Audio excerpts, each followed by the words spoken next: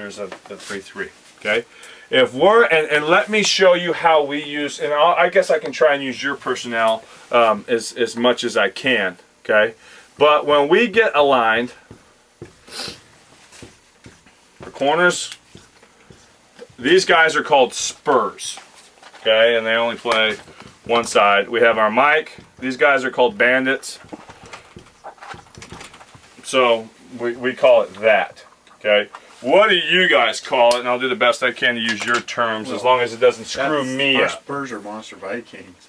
Monster Viking. And, our strong side B is our S, and then our backside B is what we call blood. Other than that, like our Viking is our best, just like our field corner of the two that got. It's the field side. Our field side. So just to tell them what side to go on.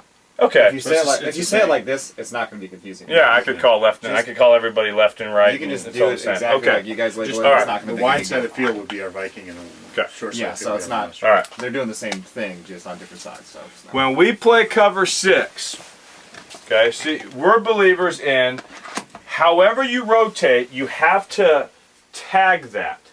So let's say you have. Let's say we're playing 6 spin. It kind of goes back to what Manny Diaz was saying. Let's say we're playing 6 spin, and when we do that, we know that we rotate this way, right? The free safety becomes hot 2 to the field, okay? The backside bandit becomes hot 2 into the boundary, and the mic is the hot 3, right? That's the rotation. So you can come up with any blitzes you want. 6 spin is the rotation. So if a guy missed a meeting comes in and says, "Oh, I missed a meeting," right? Well, hey, it's 6 spin, no problem. Okay, you're you know, hot 2 in the boundary. Okay, well, they know what 6 spin is. Okay, so we're believers in that. So there's different ways we're going to rotate. We put different tags on them. Okay, if we run 6, this is the first one we put in. We don't put a tag on it. Okay, what does that mean? That means these two guys are hot 2, and he is hot 3. Okay, that's what that means. So if we're going to play any form of cover 6, our corners and free safety are the third players.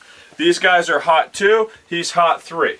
Okay, whip the balls on the hash and you're playing cover 6. Well, this guy's hot 2 to the field and that guy's hot 2 to the boundary, and you guys have your positions for that. Okay, you have your positions for that. So what we can do now is I'll show you what we do, but then you guys can start to build in any of the type of blitzes that you want to use. Okay, and a couple things to remember. Number one, there's only so many ways that you can do things. Okay, but I mean, you can get fairly creative too. Okay. All right. If we, and this is just our term stuff, if we don't call a front, then we're in a stat, or then we're in a base. Okay, which means our ends are basically 5 techniques, and our nose is head up. Okay, so if we don't call a front, that's how we look. Now here's the difference. For our ends, this may be a little bit different than what you guys do. If this guy is a tight end, our ends go to head up. They don't stay in a 5 technique. Okay, but that's just because how he does it. That's not necessarily to say I like it that way the best. Okay, because he can still get overtaken sometimes, and he doesn't always make it into that gap like he should. Okay, but that's how we do it. That's the only difference. But if you have him there or in a 5 technique, it doesn't make a damn bit of difference in terms of how the pressures run. Okay, all right, double blade. Okay, double blade is a run stunt, so we don't call the front. Okay, which means this is our alignment. Okay, we got 2 5 techniques in the nose guard and stack. When we run double blade, that tells us that both backers are going through the B gap. Okay, both backers are going through the B gap. We play with a stuffed nose. Okay, and both of our ends are C gap players. Okay, both of our ends are C gap players. Mike, you're hot 3. 3's a running back. Tackle them if they handle him the ball. Okay, stay inside out and tackle them if they hand him the ball. Okay, nose, you're a stuff nose or a slow nose. I think Pt talked about playing slow technique or stuff. Stuff means we're getting off right now into the guy, and you will basically always become a backside technique player because he will always overtake you. If you're a slow player, you're trying to read his feet, but you're going to stay in the backside gap. You're just going to get more of him. Okay, it depends on what type of players you have. Okay, if you got a guy that can do that, which we did at Poway, that's how we played it. Okay. The problem with what we've had in the past at Fallbrook is our D-line is very small. Okay, so anytime we used a slow technique, they just got whooped by everybody because now you're basically having them go man on man, and they couldn't do that. Okay, that's double blade. We like double blade against run primarily. Okay, now there's going to be some blitz stuff on there that he talks about too. He teaches them in tape 3 how to blitz. It's phenomenal. Okay, it's phenomenal. So I'm blitzing his outside shoulder. Yes? And again, like anything else, when you teach your kids to blitz, you don't blitz gaps, you blitz people. Okay? You don't blitz gaps, you blitz people, because like anything else, gaps move, right? Okay? So let's say I'm the right linebacker and I'm blitzing that outside shoulder. Okay? If that outside shoulder blocks down, you're coming right off his ass. Okay? You're coming right off his ass, no doubt about it. Okay? So if that shoulder comes down, I'm going right off his butt. Okay? I'm going right off his butt. There. Okay? Now, basically, and this is interesting, PT, you'll have to kind of play with this a little bit too. They face mask ear hole every blitz. I saw that. Okay? I saw that. They face mask ear hole every blitz, which means if I'm coming here hard, okay, and this guy, because again, you can't give him too many things to think about. Okay? You can't say, well, if he slides to you in his pass, then go underneath. If he goes down, come off his butt. But if it's a reach block, or, you know, I mean, you can't start getting into all that shit. Either you're going to do it or you ain't going to do it. You know what I mean? Either you're going to tell him to stay there no matter what freaking happens, okay? Or you're going to say, look, if he goes down, you got his ear hole. Come right off his butt. Flat. Play trap. Okay? If you get his face mask at all as I'm coming, whoop, you work to the next gap inside. So here's what happens, okay? On pass protection, and here's his big thing. You're never wrong. As a play caller, when you're calling your blitzes, you're never wrong. Because either face mask or ear hole will always fix it. Okay? Which makes a lot of sense to me. Okay? As a guy that's called a lot of blitzes, but it felt like I've always had to dial up the right one. Okay? That shouldn't have to happen. Because this guy will face mask, ear hole, everything. So what happens here is this. Okay? Well, what's the beauty of it? You say, well, if they're running the ball right there, the guy's kind of leaving where he's going. Bullshit. What did we tell the mic? Shit, they gave the ball to your guy. It's just going to be a gap exchange. You never even have to teach it. I mean, you don't even have to teach it. You just go. I mean, it makes it really simple. Okay, so let's say this guy ran backside cutoff. Let's say they ran inside zone. Right? Well, what's he doing? He's coming flat. This guy just did what? Whoop! Jumped into the A gap, back said, oh shit, and that guy tackled him, and there's no one to block him. There isn't, because they're going to scoop, right? But this guy's going to collapse back in with that linebacker. Okay, you may end up being able to pick off the center without even touching, because it's close. I mean, it's just pure close. Go tackle him. Makes a lot of sense to me. Okay, as opposed to before, Mikey had to fit off the nose. Right? Okay, he took that gap, you take this gap, it all sorts itself out. Okay, and you only had to teach him 2 things. You blitz. Did you get his face mask or his ear hole? That's it. Okay, so it's pretty good. Alright, so that's double blade. Okay, usually a run thing, but again, if they ran slide protection and you ran blade and that guard slid to you, where are you going to go? You're going to go inside. That's it. Okay, you're just going to go inside. Alright? Alright, so that is double blade. The next one we install are what we call, these are our Lobo studs. Okay, Lobo. Now on this one, we have to tell them where we want you to go. Okay, do you guys use tight, open, strong, weak? How do you designate, like, tight inside, or do you? Like, let's say you wanted the pressure to the tight inside. What would you call that anything in particular? Well, sometimes depending on the formation, we won't go with the field. We'll go with the tight end strength. Like especially if there's. So how do you call that? Then we'll say to the strong. So if we're designated the tight end side is going to be the strong side, then we'll say strong weak. Strong. Okay. All right. And same thing if it doesn't matter, but we just have to pick a side. Right. Okay. Well, let me show you. Here's how we've called things in the past. You can decide however you want to do it. Okay. Strong weak, or we've called that. Tight and open. Yeah, it was tight and open. Yeah, we have open close. Okay, so, alright, so closed means tight inside, right? Yeah. Okay, alright. Yeah, maybe. And it doesn't really matter. It sounds like you guys have, I mean, it's whatever you have. Okay, so open, closed. Okay, we had field and short, right? Okay, and then we have, which is basically left and right. I mean, we would literally call it left and right. Maybe we would make it very easy for them. Okay, because if we were going to determine that was going to do. This helped us quite a bit too. So ace deuce. Okay, deuce, and that may be your strong weak. That may be what it is. Okay, deuce means we're coming from the side with more receivers, no doubt about it. Okay, or ace means we want to come from the side with less receivers. So let's say they were in this, right? If we call deuce, we're coming from the left. We're coming from here. Okay, all right. But let's say that we called. So if we called deuce, we'd be coming from here. If we called closed, we'd be coming from here. If we called open or ace, we'd be coming from that side, which would be rare that we, against a two-back set, we'd want to do that.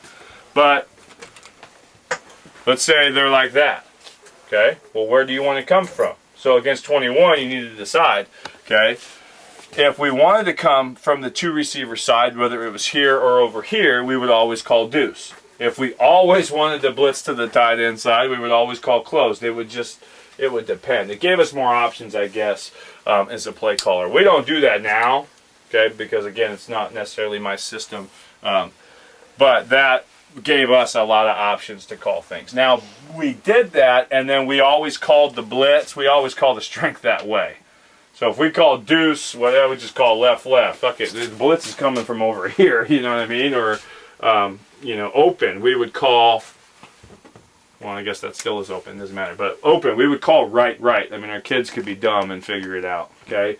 Now, if we called open, we would still call left, and they would have to know that the open side's over here. Do you guys do it that way too, or no?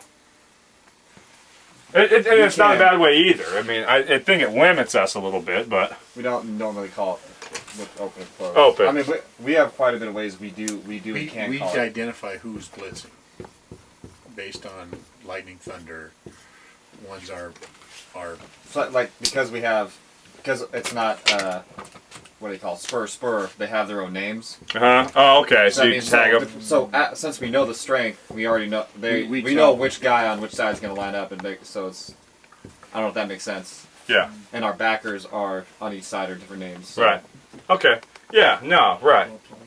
So I'll say it like this. It may be completely different. You may do some of it, you may not. But for us, what would happen is, let's say we wanted to run to the tight end side. Okay, we wanted to run Lobo. Again, what we said was in cover 6, we're always going to blitz, or we're always going to blitz those two guys, right? And we're going to leave these 3 hot, and hot, right? Always. Okay. A lot of people, when they run this pressure, they run it with those 2. Okay. But what happens is we said if we did that, we would then have to come up with another coverage tag to get him to replace him. So we said, like, we don't want to do that. Okay. We just want to keep it simple. So when we run Lobo, nose, go away from the stunt. Okay. If you're a 5 technique, whatever, you end up in there. Okay. Nose goes away from the stunt because we're going to the tight end side. And that tells us now that this guy can come over late, but now we're hitting it like that. Okay, so we're hitting A and B. The reason it was called Lobo is because he got it from like New Mexico when he was out there watching him practice. Okay, so that was Lobo. Okay, now we can Lobo opposite, which tends to be more of a run thing. Okay, when we do that, this guy doesn't change his path. Even though we're switching those two guys, and he in theory is the A-gap guy, if you drew it on pressure, and he's the B-gap, see those two guys are replacing, opposite. Outside guy, go first. Okay, outside guy, go first. We still run him at the outside shoulder, because against man-blocking teams, what are you anticipating? Him to do what?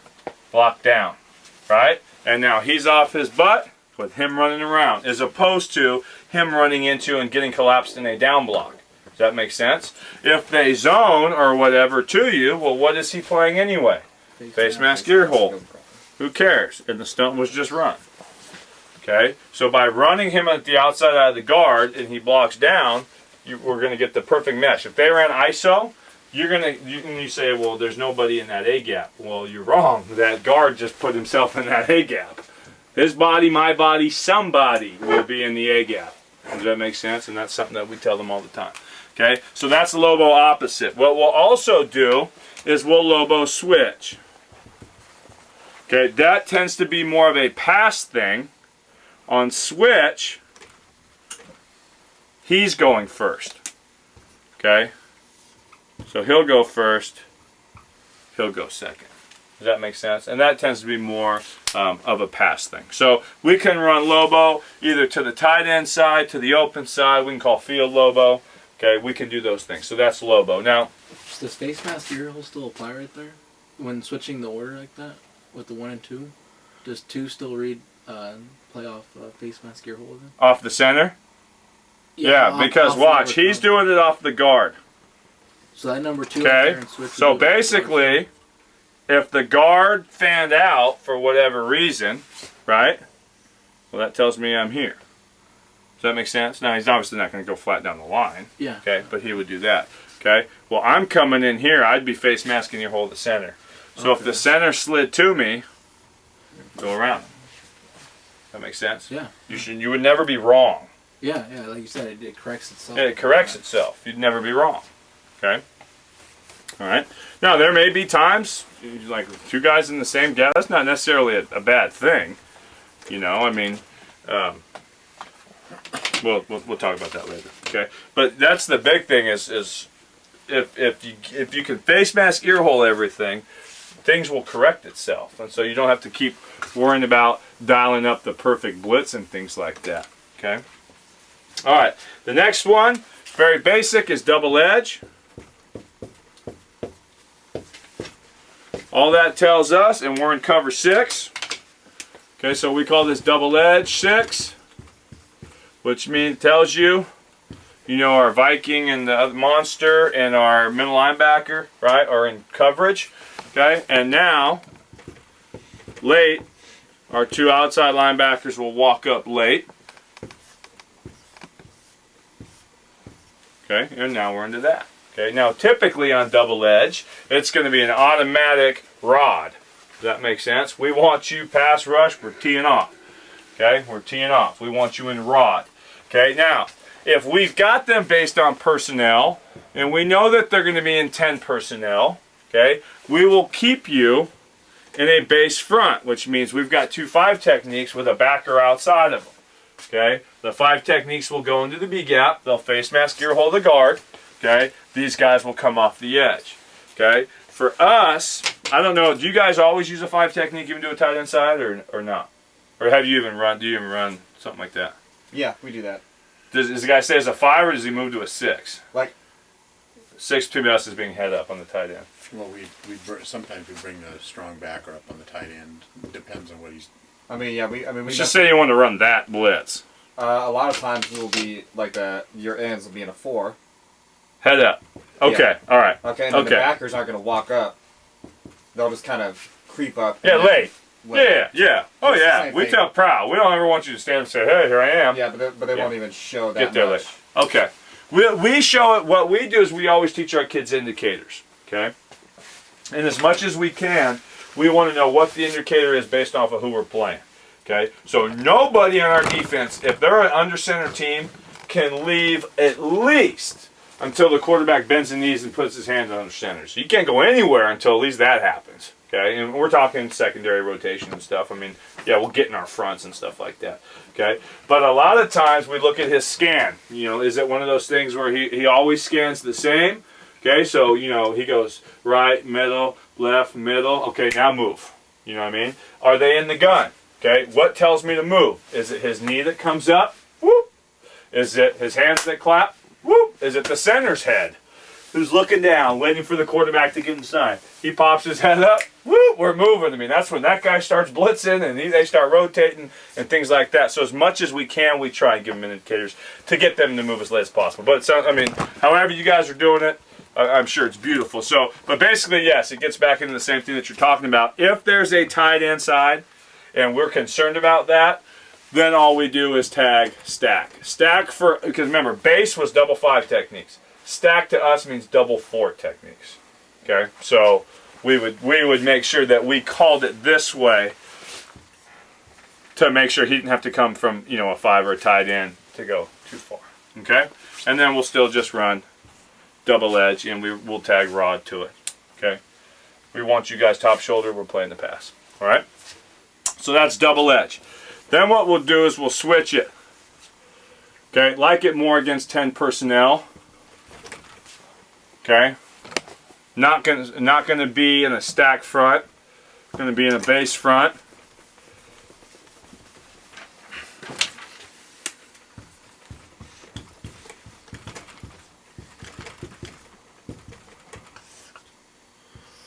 Get wide enough to contain pass rush. Yes? Okay. Hide at his hip vertically for 2 to 3 steps. Then come under. And then you can face mask or hold a guard. Okay? So that's double-edged switch. Okay? Double-edged switch. What are we doing? We are switching the responsibility of the end and the band. Okay? Switching the responsibility. Alright? So this guy's vertical, contain pass rush. 3 steps up the field, hide at his hip, duck under, face mask or hold a guard. Okay? Pass stuff, right? Double edge 6. Switch. Okay?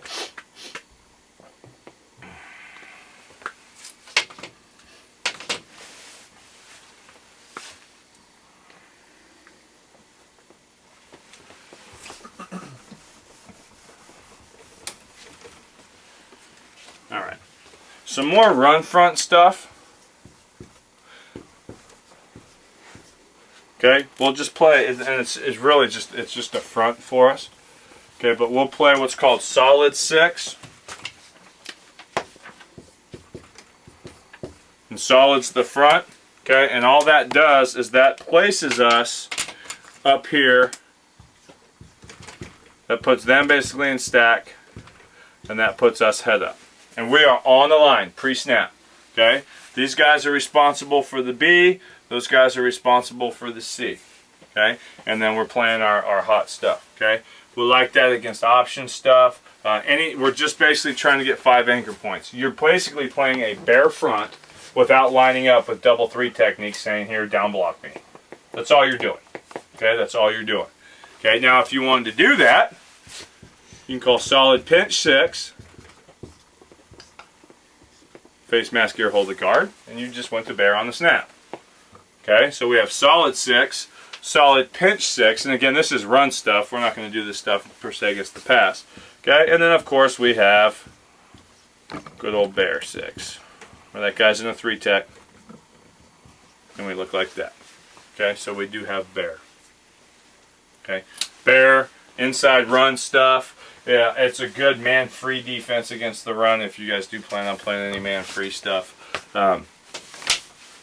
It's you know, obviously good against zone, you know, things like that. Okay, so bear for us is a run thing. One kind of rotation thing that is kind of screwy, we will typically do it against, we like it against 2-back, and it kind of breaks our cover 6 rules. But we'll call double slice 6. That's our term, because slice would tell both safeties off the edge. Well, if that was the case, who'd have to replace them? Our 2 tackle linebackers would. Okay, so we would run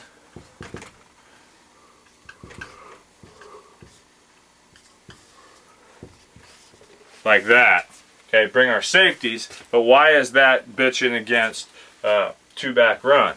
Because you said this guy who is hot 2, right, but who has a tight end is going to do what? Fit the gap that tight end creates. Okay, so if that tight end blocks out, fit the gap that tight end creates. Period. Yes? Well, the backside guy is relating to number 2, right?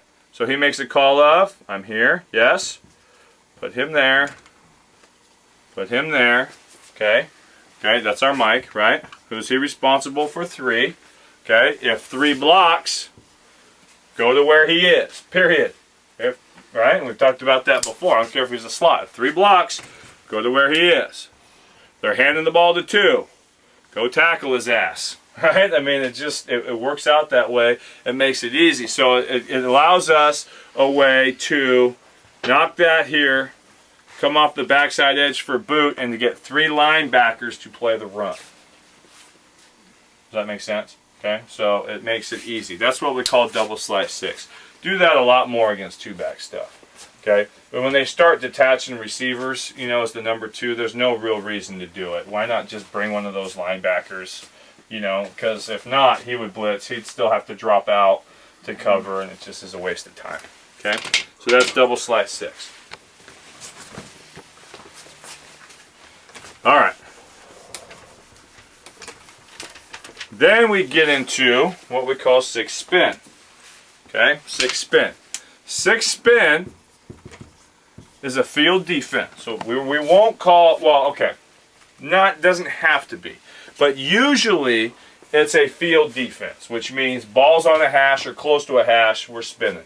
Okay, we're spinning. All right, when we do that, it always works this way. The field's here. So again, when we create blitzes, we always package them. All right, is this a 6? Is it a 6 spin? What is it? Okay. If it breaks one of our rules that we have for coverage, we probably won't do it. You know what I mean? Let's figure out a way to get that done within what we do. Okay. So the field side safety for us will blitz. Okay. The field side linebacker for us will blitz. So those 2 guys will blitz. Okay. Bless you. Yeah. Okay. So how do we replace that? Our free safety drops down, it's hot 2 to the field. Okay. Our short spur or boundary side spur rolls back in place the 3rd. Our mic is still hot 3. Okay. And now our short backer or whatever you guys call that guy into the boundary. Okay. Your monster is hot 2 into the boundary. Okay. So that's the rotation. Okay, and we can design it however we want, and I'll show you those pressures here in a minute. Okay, but that's the rotation. So when they know, hey, we're playing 6 spin, all right, okay, field, well, it's even easier for you guys. Okay, monster, I'm hot 2 in the boundary. Okay, and 6 spin, right? Mike's always hot 3. Your field safety is your Viking, right? Viking, I'm in the pressure. Okay, field, other linebacker, I'm in the pressure. Okay, so it becomes easy for them. Okay, corner 3rd, corner 3rd. Okay, so there's your 3 under 3 deep rotation. All right, now let's get into the pressures. And again, it doesn't have to be just field. I'll show you ways to, it doesn't need to be. But that's where we start. Okay, that's where we start. All right, so we start, first one is what we call these are the names of our pressures. Stack Storm 6 spin. Okay, Stack Storm 6 spin. And all that is, so let's say it's a left-left call. The field's going to be over here the entire time. Okay, so it's left-left. Well, you know we were in stack. Okay, like this. Okay, we have that extra linebacker. What we do is we bring him up to the line right now. It makes it look like a 4-man front. Okay, even though it's an odd look, because we play what's called Thunder, which looks just like that too. Okay, where it's just a 4-man pressure. Okay, but now we're playing Storm. Okay, which means we are going to add him into the blitz. Okay, he is going to face mask ear hold the guard. He is going to face mask ear hold the tackle. Okay, and our nose and our end are looping away. Okay. Good against the run, okay? Also good against slide protection, okay? Because you're never wrong, right? If that tackle, you're that linebacker, right? And you're coming right at me on the snap. If that tackle slides to you, where are you going? Going inside, because that's face mask. You got face mask, you go inside, right? So you come inside, perhaps you have, perhaps he carries him, perhaps he doesn't, okay, whatever. And we got one off the edge. Well, what if this tackle on the snap slides down? What'd you get? Ear hole. Where are you coming? Right off his butt. You got 2-on-1 on the back. Okay? And that's just how it's created. Okay? You've got 2-on-1 on the back. So we like it for those purposes. We like it for run purposes. I mean, we're just clogging that stuff up in there. Okay? If they have a tight end, you start initially head up on the tight end, and then you run the stunt. Make sense? Okay, if they have a tight end, you start head up on the tight end. Okay, we already know the rotation and who has to get where, right? So if it's 2 by 2, chances are it wouldn't be, but if it was, okay. Excuse me. All right.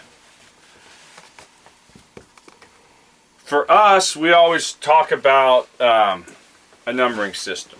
We actually put in man coverage first, okay? And the reason that we do that is because it teaches our DBs how to line up on people. Corners, always line up on number 1. Who are your outside guys again? Viking and Monster, line up on number 2. That's it. Free safety, line up on number 3. That's where it starts, because man coverage, we ran 0 coverage. That's who you'd be covering. Okay, that's it. Okay, and then what happens, so let's say it's 2 by 2. It's the same thing in fire zone. Who do I line up on? Number 2. Okay, but I know that what? It's 6 spin. So I've got to go from number 2 to there when the ball snaps. Okay, how do you do that? If you're ever spinning from the boundary, okay, here's your rules.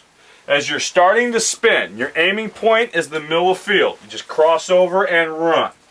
If that quarterback drops and sets to the field, keep running. Just run, okay, for depth.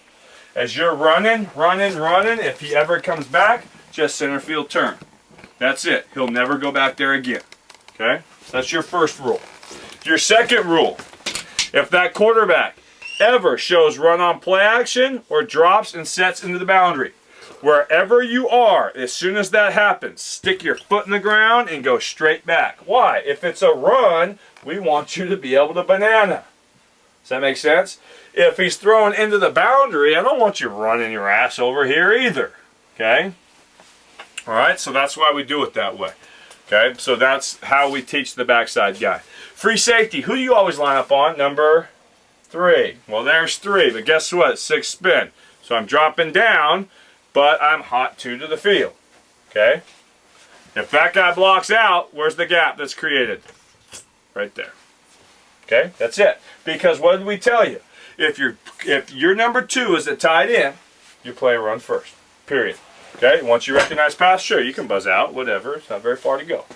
Okay? It's very easy. Okay? So that is storm. Okay? Then what we can do from there is we can storm switch. Again, a lot of our switches are pass stunts. Okay, so then we can storm switch. What are we doing on storm switch? We are switching, so let me, for chuckles, line up like this. We don't start replacing guys, saying, okay, I'm lined up on number 2, but right? But there's a guy in my way on the, fuck it, we don't care. We're giving you an indicator, man. Quarterback, goes under center. Now I know I can start to move. Perhaps he looks away. Maybe I start running down the line. I mean, you'll make it. Okay, you'll make it. All right. Free safety, who do I always align on? 3. Spur, who do I always align on? 2. So we look like that, right? We look like that. Well, what's he going to do? Is he going to come down the line? Well, he normally would have gone like this. Excuse me. Let me give you a switch. Let me give you a switch.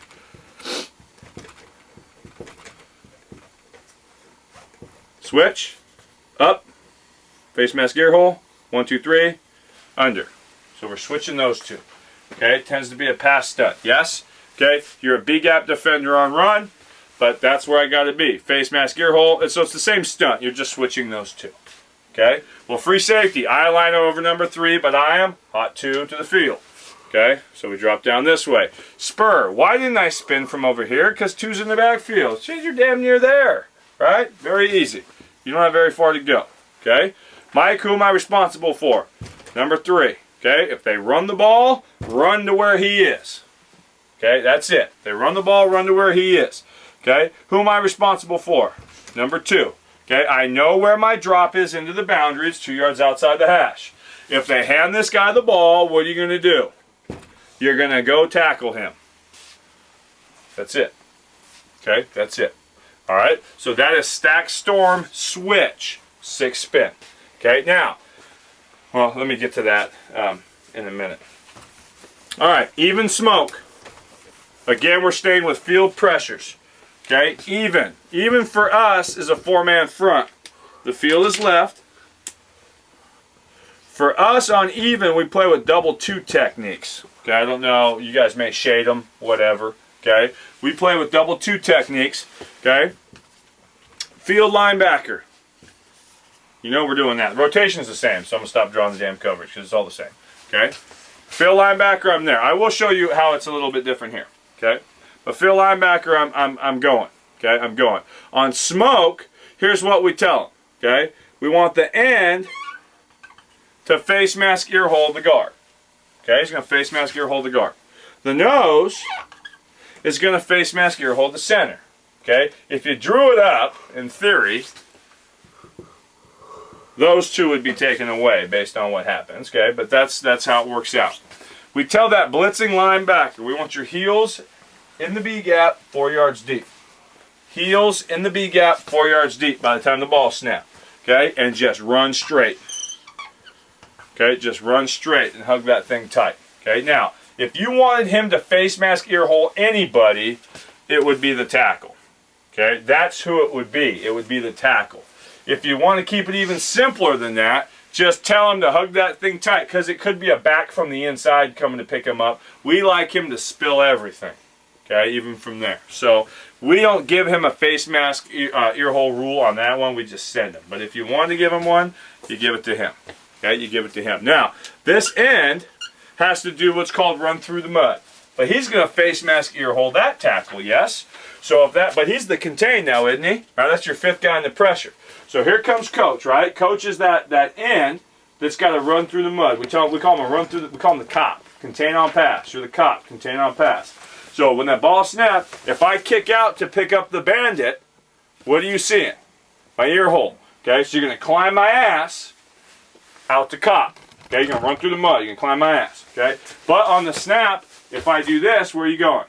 You're going around. Contain on pass. Okay, that's it. All right, contain on pass. This guy's responsible for hot tune to the boundary.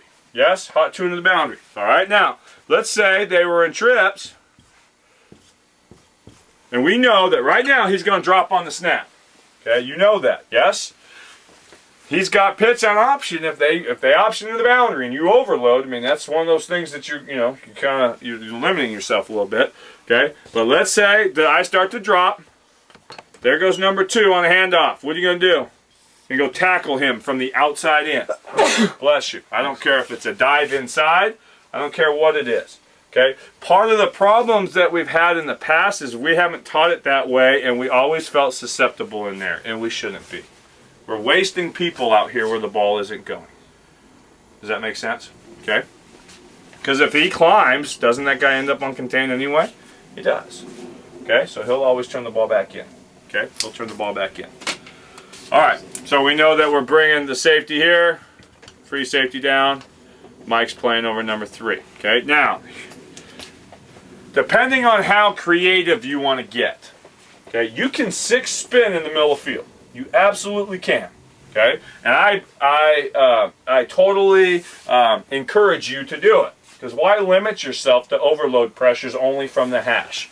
Okay, but there's a couple of things that you have to think about. I'm not done showing you the pressures, but there are a couple of things that you want to think about. Let's say the ball's in the middle field,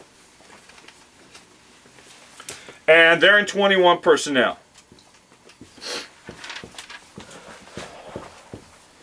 Okay, and they're in 21 personnel, right?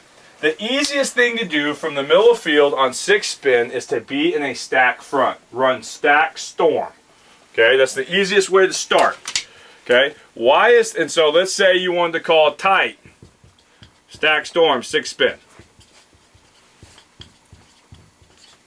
Okay, you're just like, shit, man, they're too bad. We want to overload the pressure into the tight end. I don't care if we're on the hash or not. I don't want to run Lobo. I want to run the damn storm stunt, right? So we're in stack. You know we're going to walk down like this. Face mask ear hole, face mask ear hole.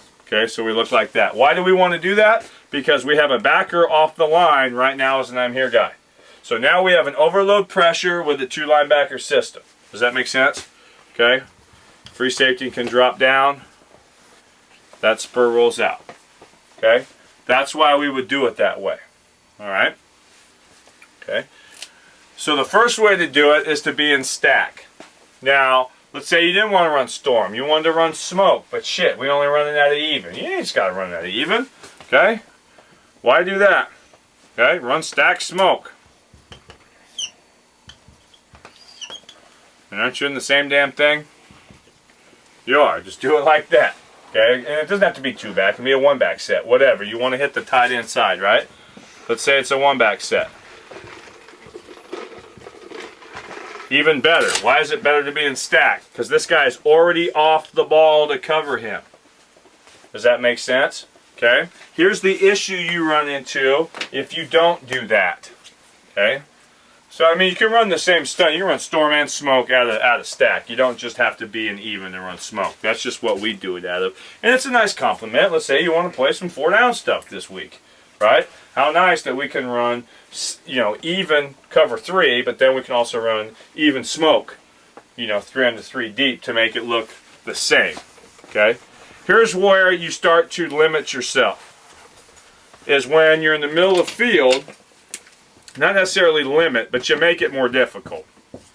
Let's say you're playing against 11 personnel and you want to run even smoke. Can you? Absolutely you can. We want to run it from this side.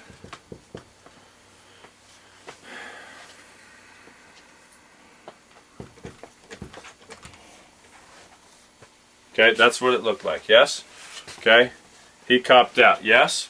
Okay, well he's spinning back. He's playing thirds. Free safety, spinning down, all that good stuff. Your issue becomes, what are you doing over here? That becomes the issue, okay? Well, alright, are we going to remove our bandit and not have anybody on the end of the line, because the ball's in the middle field? You could do that, okay? Could we remove him and leave the mic over 3? That's one option, but that's also why not just get in stack where that guy's already off the ball, okay? Or, if you want to get more complicated in life later on, this mic bumps out, okay? And he makes a call of, you know, hole or sink or whatever you want him to do. And that tells this guy, look, on the snap, who are you responsible for? You are now playing hot 3. You're just switching the 2 responsibilities. But again, it's very easy to teach guys that. I mean, it's very simple. Why? Because it's pure spot drop.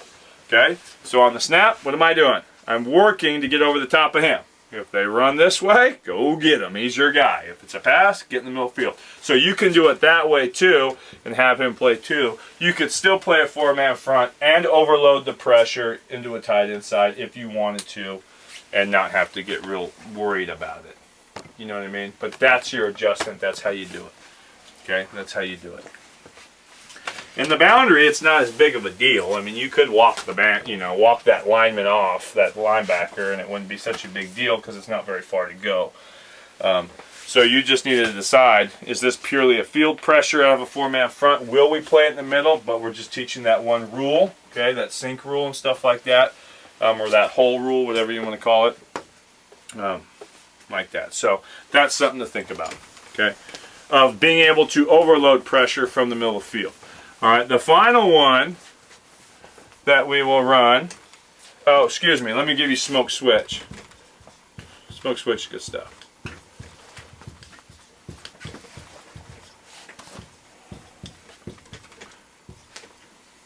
Okay, on smoke switch, well, what did we say that we always do? We switch the end man on the line. Whoever the end man on the line is part of the switch stunt. Okay, so I'm up the field. I'm under late, yes? The nose, face mask, ear hole, him. The difference, linebacker. You're switching from the B gap to the A gap. Okay? So now your wrap is coming in there. Okay? That's it. Besides that, everything else is the same.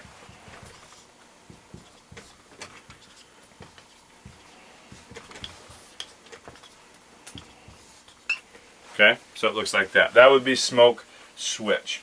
Okay? That would be smoke switch. Alright?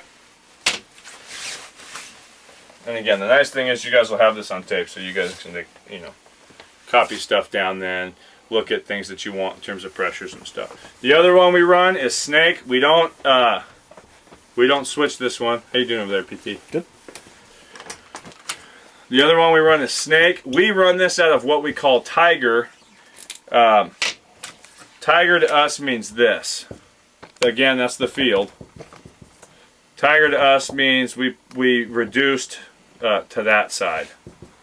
So we actually look like that. I don't know if you guys play a front that looks like that, but we've got a 3 technique to the field. That linebacker comes down. If there's a tight end, he's head up. If there's not, he's a 5 technique.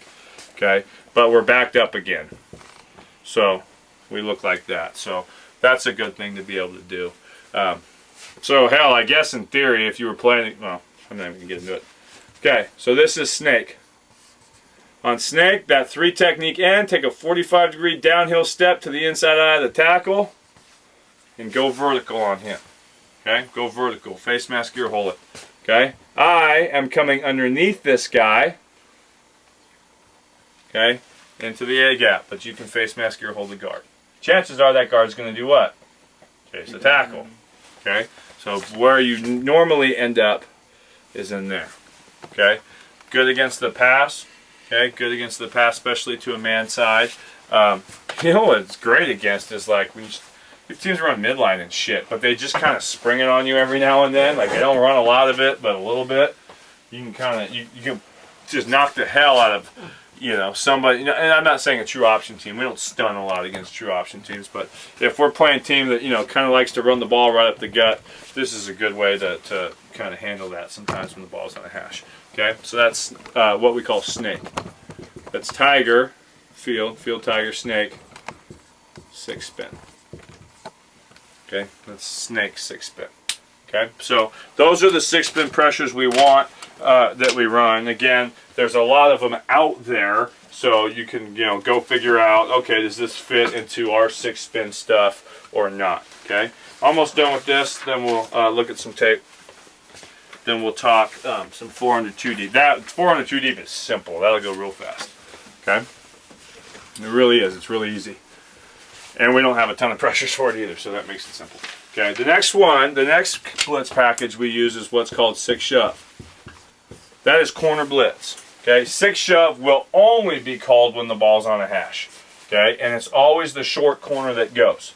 Okay, it's always the short corner. So let me show you the blitz rotation for that.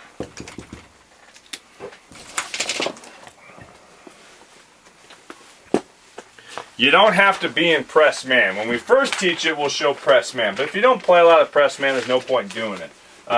Our coach forces us to have our guys show press man, which to me is amusing because we don't run a lot of press man. So if you were scouting us at all and you just tell your quarterback, why don't you look to the corner in the boundary? If he's showing press man, he's coming.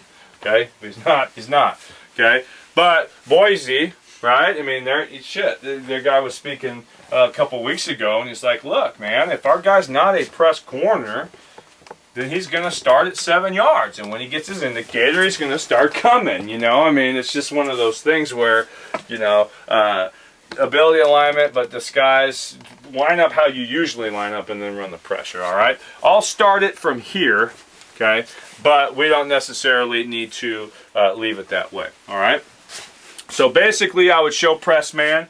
I would try and turn my eyes, but not my head a whole bunch. I mean, let's try and, this not be looking like this.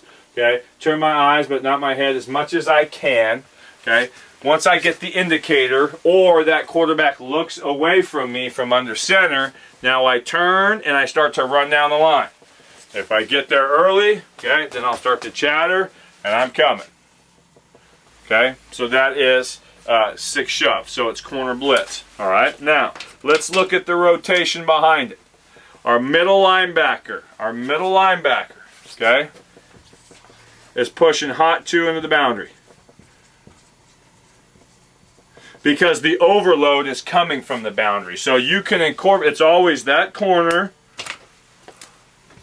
and that linebacker are always in the blitz. So now we're coming from the weak side. Does that make sense? Okay. So we've got hot 2 into the boundary, okay, there. This weak side safety is going to push and play a third over there, just zone it off. And that came down to another thing.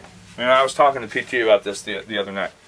That was another bitch, right, was when we played match, carry, deliver, and this guy had to replace and cover him man-to-man unless he went 6 yards, it was really hard to teach a guy to do that. I mean, it was difficult say, okay, you're lined up here, yet when the ball snaps, you got to come cover him, yet if he runs 6 yards or China's, you got to yell in, or China, and then spin over the top. I mean, it kind of got complicated, you know, whereas now you can just say, look, run out and play a third, or, you know, based on your alignment, how you going to get there, right?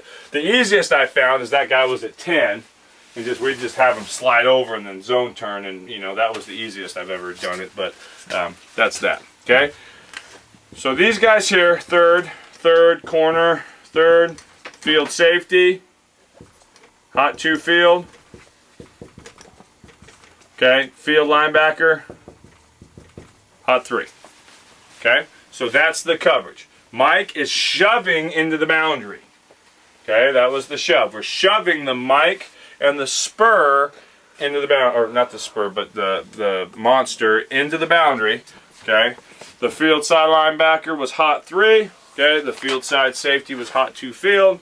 Free safety is third. Okay, that's 6 shove. Okay, that's 6 shove. And again, the nice thing about this is, yeah, they got to learn. Okay, on 6 shove, on everything, the Mike is what? Hot 3. He's always hot 3, except for 6 shove. All right, I'm hot 2 into the boundary. That ain't hard. Okay, and because you teach them in circuits, because he doesn't have to learn how to match, carry, deliver. Shit, all he's got to do is play a damn zone. I mean, that's not hard. Okay, that's not hard. Before, you want to know how many times that guy screwed up trying to match 2? Because you never teach him how to match 2. And now all of a sudden he has to, and he sucked at it, you know? So, it was one of those things. And even run purposes, we weren't as good at it as we should have been, because we didn't even keep it as simple as it should have been. If whoever your guy is, if he blocks, go to him. If he's got the ball, tackle him. You know what I mean? Like, how tough is it? If the guy who's your guy creates a gap, fit off that gap. So if I'm spinning down to the tight end and that tight end blocks out, there's a gap inside, just take it. I mean, it's not hard, you know, but I think we made it too complicated for them where they didn't have to think. Where Poway, we just teed off and they were great at it, you know. It's just one of those things where we're trying to sound smart and we actually confuse ourselves. All right, so that is the coverage. Mike shoves hot 2 into the boundary. Short safety shoves third, okay? I'm hot 3, I'm hot 2 field. All right, now, let's look at some of the pressures. And here's the thing about the pressures. They're identical to the field pressures, okay? They're just flipped, okay? So, instead of calling it stack storm, we call it stack cyclone. 6 shove, right? It's like a storm, okay? But it's a cyclone, yes? So the field's left. They always know it's a boundary pressure. So, you know, depending on how you call your strength, we still called the strength to the field. They just always knew it was a boundary pressure. Okay? So how are we going to make that? That guy's going to walk up late. Yes? There. Face mask, gear hole. Like that. Okay? Before that was storm with the Viking, right? Now it's corner blitz with the corner. We're just coming from the short edge. Okay? Good on pass. Here's what we did. We were playing Mission Hills. We knew that they would only sprint right. They would only sprint right. They would not sprint left. So for pass purposes, this was a great call for us when the ball was on the offensive right hash. Because they weren't going to sprint to the field. But when they were on the left hash, we knew they would do what? Sprint right. So then we would field pressure. Does that make sense? So it was a good pass pressure for us. I think we sacked them once or twice on it, okay, by having this. And then you can switch it too, right? So you can run cyclone switch where he's first, he's second. If you're going to use it for a run stunt, this is USC, when Carroll was there, made a living on this, okay? Then tag reel to it. Run stack cyclone, 6 shove reel, which tells that corner what? I'm coming, but I'm coming this way. I want you flagging people down. Okay? I want you flagging people down. If we didn't tag anything and they showed run at you, what would you do? You'd hit it in the freaking mouth. Right? Which again was a problem. It's something that we hadn't done, and I'm just telling you, it sucks. You feel like your hands are tied a little bit. They're running right at the corner blitz, and he can't do anything about it. Like it's shitty. You know what I mean? He just takes it. Well, that's no good for us. You know what I mean? Go hit that thing in the mouth. Okay? You want that blitzer to be helpful to us. All right, so since that corner blitzes,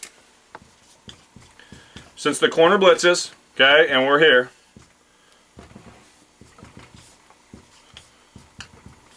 Okay, well this guy has to replace. Okay, I know I'm pushing to number 2. Right, this linebacker is already backed up. He's playing 3. I'm playing 2. So we look like that. Doesn't matter what they're in. Okay, now again, just like anything else. Okay, we did not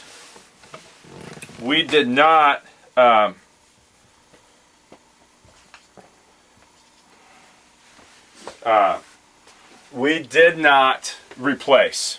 Like some people would say, well, all right, back him off and make a switch call and have this guy blitz. You can do that too if you want to, right? If there's a slot and you don't want him to have to blitz past the slot and replace, then you can. So we just didn't even get into that. Okay, we didn't get into that. Now, here's something that they did. I don't remember if it was at Villanova or at Texas. Let's say I was dropping to number 2. That mic would not just walk out there. Okay, when that ball snapped, the mic would start sliding that way. He'd start sliding toward his guy. Okay, and then because again, you're still spot drop. If it's a run, good, go fit off your guy. Okay, if it's a pass, you know where you need to be. Okay, so you guys will see that on tape. Okay, they just slid there. So it's not like guys are walking around. It's not like, okay, you're playing so-and-so. They know anytime the mic's walked out on 2, you know it's corner blitz. Okay, not necessarily. Okay, because we'll slide there on the snap. And that's any defense. Okay, they don't just have to necessarily go line up out there. Okay, if it's not their regular position. Okay, so I'm responsible for 2. I'm responsible for 3. I'm responsible for 2. I'll slide out there late. Okay, so that's cyclone, and we can cyclone switch. Again, we like to tag reel to that, okay, and get them to come flat down the line because you're anticipating run away. If you're doing it for run purposes. If you're doing it for pass purposes, give it a rod call. Okay, this next one is what we call split. Split was the companion to even. You remember on even we called left, left, and nose came this way. On split, we go the other way. So we look like this. Okay, I'm just going to give it a 3x1 for chuckles. Obviously, we like corner blitz versus 3x1 or 2 back sets versus the run. Okay, what's our rule? I'm going to come. I'm going to replace and play the third. I'm playing the third. I'm playing third. Okay, field safety. You know that you're hot to field. What do I know? I'm playing 3. Shit, I'm already there. Even though I was on the line, it doesn't matter. I was already there. Yes, and the mic is playing who? Over number 2. Okay, so we look like this. Yes, in theory, that's what you look like. Okay, he hands the ball to him. Beautiful. Go tackle him. Okay, go tackle him. If you switched it, outside, inside, switch into the A gap. Okay, just like smoke. We called that crash or sig, right? Then we start saying we should call it sig because it's like smoke, but corner blitz. Okay. We call that split. It just splits the front. And the last one, we're almost done, I promise you. I'll give you guys a quick break. Again, I understand it's a lot easier for me to get up here and blab, and well, hopefully it'll get you excited once you go home and look at your tapes and can remember everything too, and decide what it is you want to do. We called this ox. Remember, before it was tiger. Ox is the companion. Looks like that. Okay, so we're doing that from the boundary, right? 1, 2, with the edge pressure, okay? I'm coming downhill on a 45-degree step, inside out of the tackle, bandits looping around, face mask gear, hold the tackle, face mask gear, hold the guard, coming off the edge. Okay, so that is, we called that cobra. Instead of, the other one was snake, this one's cobra. We always tried to come up with words that started with the C for corner blitz, along with 6 shell, okay? Along with 6 shell. All right, if you can get that done, you know, then I think that you have enough.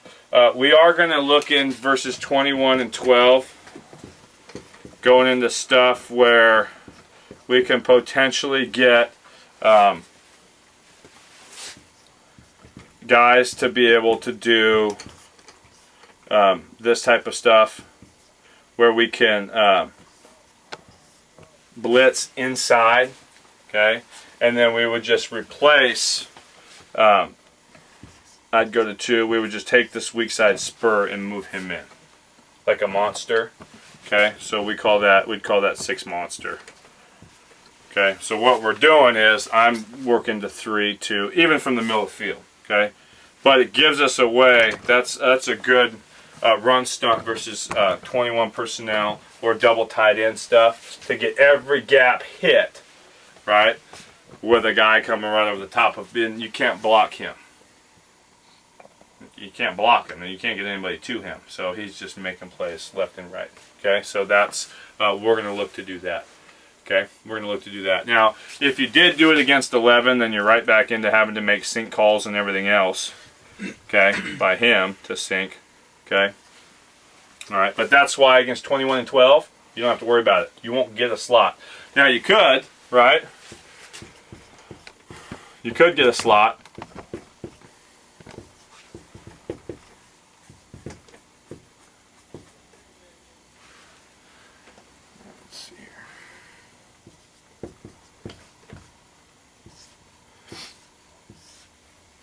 Okay, so he knows he has to go to 2, right? So you could give a sync call that gets him to drop there. Okay, I'm playing 2. We'd cloud this here. Well, I know you guys would switch those 2. We'd cloud that, okay? And you end up like that. We'd have to make a sync call, but that's the only time we'd ever teach it. So against 21, we'd play it like that. Okay, but that's really it. I mean, those are your other options. Okay, you can give them a sync call, give them a whole call, whatever. You'd have to do that against that. Or potentially slot like Trey. Okay, but that's it. Alright, that's it in a nutshell. Okay, turn off the tape real quick. But here's the thing, we can talk conceptually. Here's where I should be, you know what I mean? And things like that. And if I just were to get here, would have gotten here, where would that have put me and things like that, okay? So the corner play will be the same, okay, and things like that. But let's kind of talk about, okay, let's see if we can get a picture of here's what it should look like, right?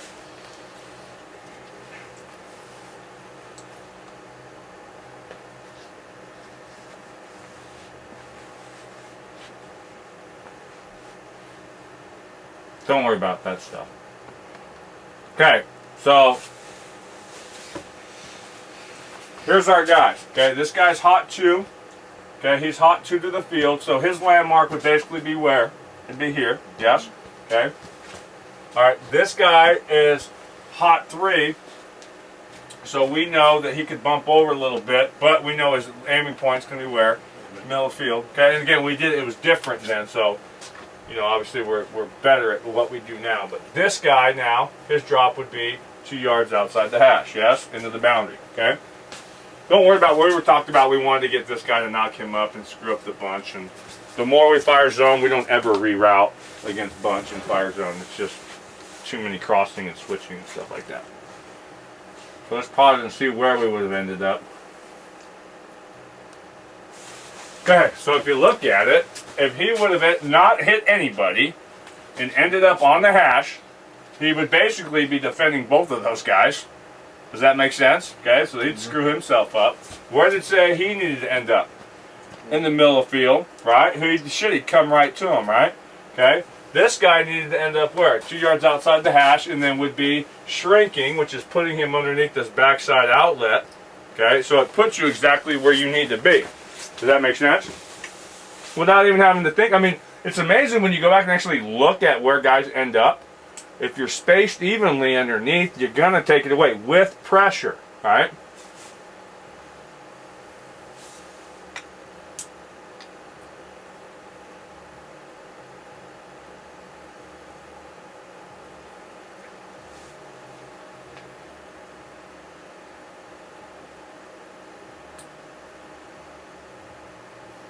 Now again, they're aiming points, right? Okay, so his aiming point initially, hot 2 to the field, would be where? The hash, right? But where's the quarterback looking? Away, so what can he do? He can shrink, he can cheat, right? This guy's initial aiming point would be middle of field. Now this would be different, right? Because they've got number 2 into the boundary. Okay, so this guy, he could be lined up there because two's up there. So he would be an I'm here guy. Does that make sense? Okay. He would just have further to go. Okay. Does the corner now versus a split back? corner knows what? There's the potential of a wheel. If that was I formation, right, or if it was set strong into the boundary, shit, just play, lock him up man to man with potential help underneath. Does that make sense? Okay, because I know that I'm working when any points to the hash, I would start to buzz out until he looks away, I would squeeze back. So him being bumped over here isn't a big deal. Okay, so he's fine where he is. He would have made an I'm here call. Not then. So we didn't do that then. Okay, we do that now. It's different, but we're bringing the safety too. Okay, what did we say? Into the boundary. Okay, hot 2. 2 yards outside the boundary. 2 yards outside the hash. So all he basically needs to do is what? Go straight back. Quarterback looks outside of me. Expand. Yes? He should be working more toward the middle. He's very tight end conscious here. Okay, probably doesn't necessarily need to be initially until the quarterback sends him that way. But he should work a little bit more initially toward the middle of the field, and then he could squeeze back. Again, we're talking aiming points. So he should have worked to the middle. You guys with me? He should probably be where this guy is, right? And then he could squeeze back. When he works to the middle, he should squeeze back. There should always be even spacing between those three. You should be able to pause the tape at any time and see even spacing between all three guys. As far as squeezing, do you want him to get to the landmark first or just read off No, the flag? aiming point. Work to your landmark. Squeeze back. Okay? Why come all the way over here when you're saying the quarterback's got 2-5 to throw the ball? You know what I mean? If he looks away from me, his ass better not have time to come all the way back out here. Okay? But yeah, good question. But that's why we call them, aiming points, landmarks. You don't have to necessarily get there.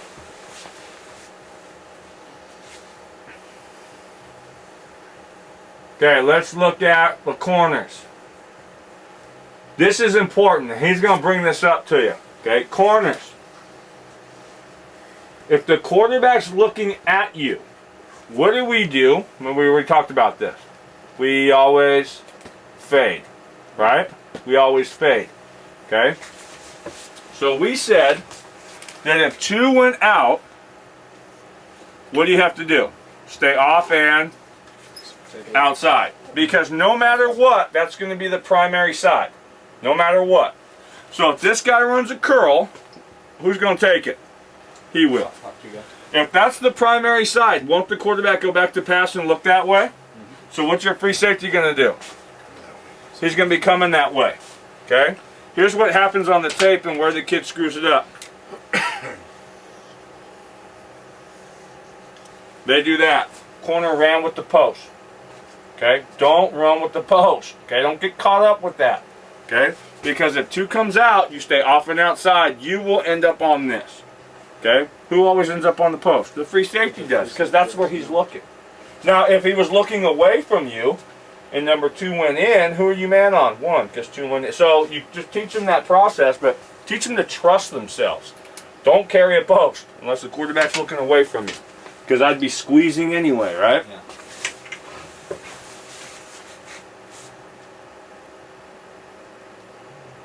Okay, so this guy at the bottom. Okay, let's take a number 2 is that back. Okay, he doesn't wheel, and the quarterback's looking away. Okay, so I can squeeze post. If 2's not a threat to me, I can squeeze post, but that's it. If they were I formation, I'd take it man to man. You see how he skips laterally? This corner down here at the bottom? Yeah. See how he turns his ass to the sideline?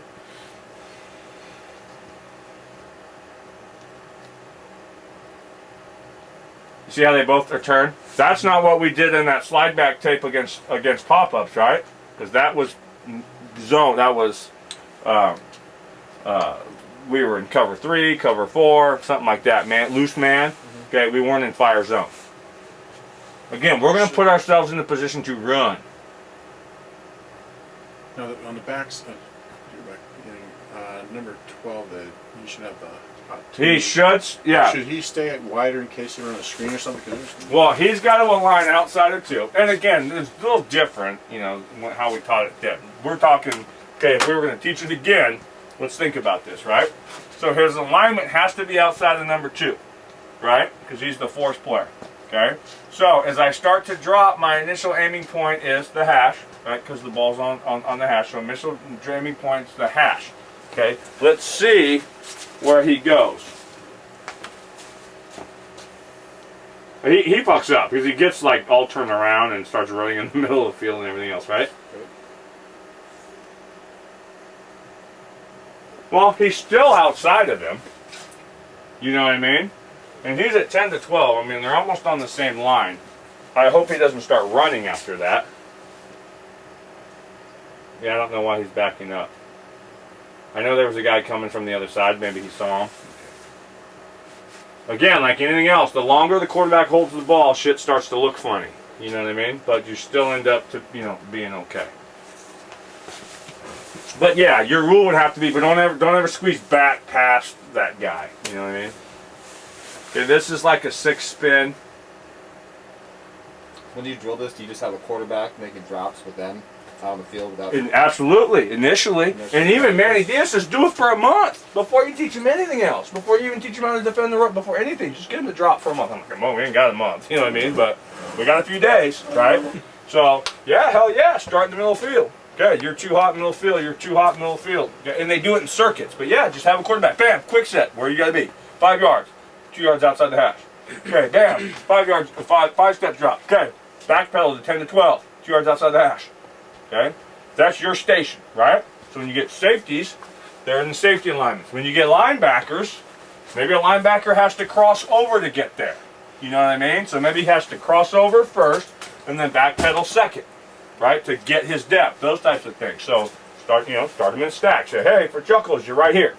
Ball's in the middle field. All right, ball snap. You're hot 2. There. Where you going? Where you going? Those things. So you're the hot 2 coach. Okay, you're the hot 3 coach, and you're whoever. So I mean, you could do that. Those kind of things. Okay. All right. This is not necessarily field pressure, but it would be now. So if it was a field pressure, this guy's replacing, okay? So we said his landmark initially would be here. Now these are some of the things that we're going to kind of have to look at and play with, right? And first of all, he would move his ass over because he's related to 3. Where would his landmark be? It'd be right there in the middle field. So you say, even though he cut his split, right? If he moved over, I don't know why. Why the hell is he lined up over? Yeah, I think we just left him in the same place over the guard, right? Yeah, that's why. We never moved him. Okay? But today we would say, look, that's your guy, so you're lined up over him. Okay? Well, if you back straight up, watch where he's going to end up, which will allow him to drop wider. Okay? So, again, some things that we need to play with and look at. Do I have to drop to people or can I drop to my landmarks, right?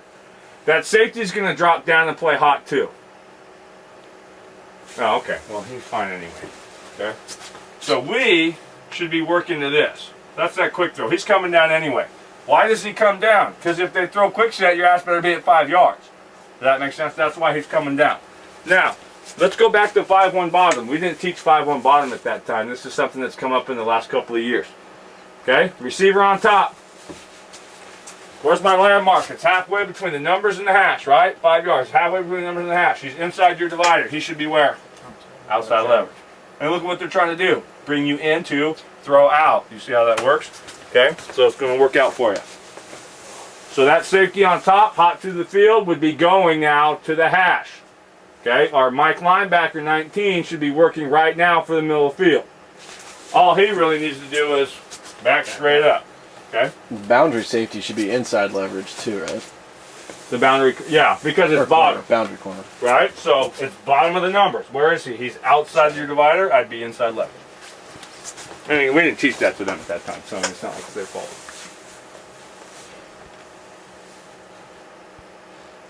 Okay, this is going to be a good one. Same damn alignment, right? Okay, let's look at where we would be, right? Where should he be? Right there. Okay? If you want to catch a 2-yard route, that's fine. We don't care. Okay? I would be there. Where would I be? Hash. Okay? So I'd be sitting on it. Okay? Where would I be? 2 yards where? Outside the hash. Sitting on it. Alright? So you're going to end up everywhere that you need to be, and it's simpler than shit. And it's one of those things where it becomes, they could run a million different things. If you do what you know how to do, well, they can run anything they want. Who cares? It's going to come to you. 2.5 seconds. Okay? In 2.5 seconds. If they throw 3-step, they're probably going to catch it. Okay? I mean, seriously, they're probably going to catch it. Okay? Because it's 3-step. But if we can catch it and limit them to what they're going to do, right? So, I mean, he ends up where he should, and this guy's thinking, oh shit. Okay? That guy should probably be a little wider until he gets palm off. Okay? But everything will be bracketed, yes, no matter where the ball's thrown.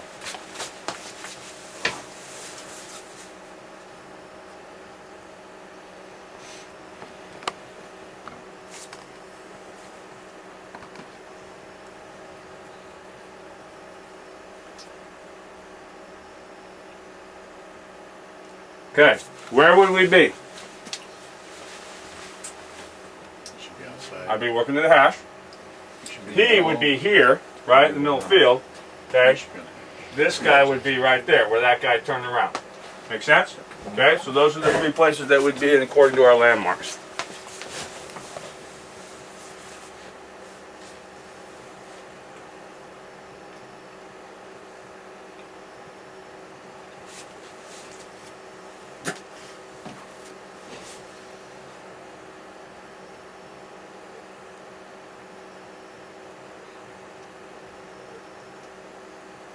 Okay, 5-step drop. Okay, 5-step drop. He would keep backpedaling, right? To get to a depth of what? 10 to 12, right? So he should be right there. Does that make sense? These guys would keep sifting to be 10 yards across. Okay? And we're not chasing anybody. Don't chase anybody. Okay? Just play the quarterback, shoot the quarterback, let it happen. So when the ball is thrown, you see where we'd be? He would have to, work to break here. I'd still be working to break there. Okay? And you get your squeeze on the football, yes? And like he said, again, we didn't teach that at that time. It was more of he sets, I set. So whatever depth you're at when that quarterback sets is where you need to be. And because he was slow, that meant he probably wasn't getting 10 to 12 yards, But now we'd say, no, that's where you're going to be. I don't care if you keep backing up. Okay? But then, there are times where, okay, you're going to have to make a play. You know what I mean? You're going to have to drive on the ball. Well, if he knew where he was supposed to go, his eyes would be better. Yeah, absolutely. Right. We were fortunate it was pouring rain in this game. Clay, that's what killed us. By them not knowing having a landmark, even like our linebackers in zone drop, their eyes would never be in the right spot. No, they were always looking back. They were having to pan back and forth more.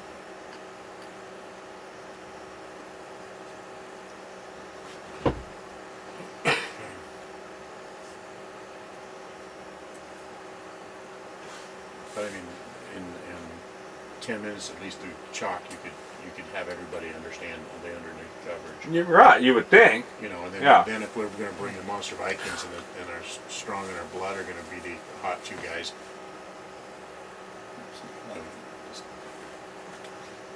They don't get 10 minutes.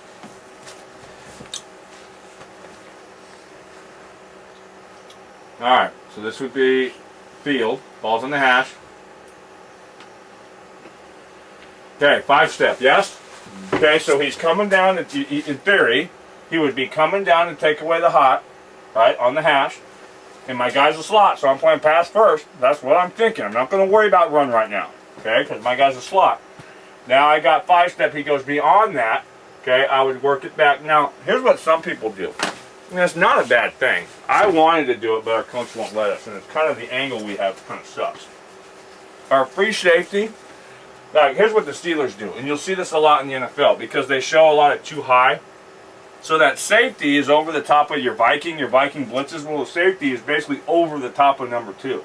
So what they do, when the ball snaps, is all he has to do, he starts walking. So when I'm playing pass first, right? When the ball snaps, he just starts walking like this, real short. If you run a 3-step drop, now he runs down to 5. If you run a 5-step drop, I'm more day. I just back up and play the quarterback. You're there. You know what I mean? It's easy. We started to go.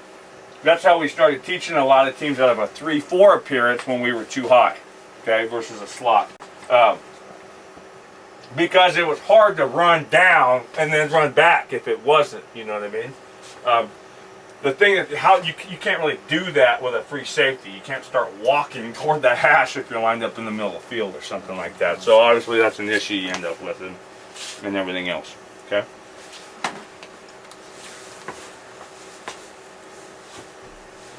All right, on the screen, retrace your steps.